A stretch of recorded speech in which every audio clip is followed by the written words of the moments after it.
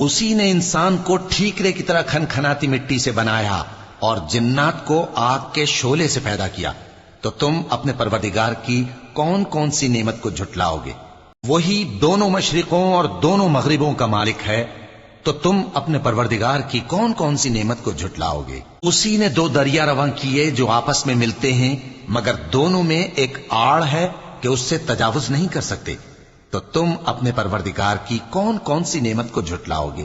ان دونوں دریاؤں سے موتی اور مونگے نکلتے ہیں، تو تم اپنے پروردگار کی کون کون سی نعمت کو جھٹلاؤ گے؟ اور جہاز بھی اسی کے ہیں جو سمندر میں پہاڑوں کی طرح اونچے کھڑے ہوتے ہیں، تو تم اپنے پروردگار کی کون کون سی نعمت کو جھٹلاؤ گے؟ جو مخلوق زمین پر ہے سب کو فنا ہونا ہے، اور تمہارے پروردگار ہی کی ذات جو صاحب جلال و کرم ہے باقی رہے گی، تو تم اپنے پروردگار کی کون کون سی نعمت کو جھٹلاؤ گے؟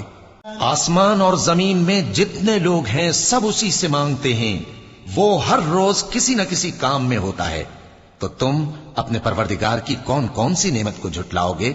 اے دونوں جماعتوں، ہم ان قریب تمہاری طرف متوجہ ہوتے ہیں، تو تم اپنے پروردگار کی کون کون سی نعمت کو جھٹلاؤ گے؟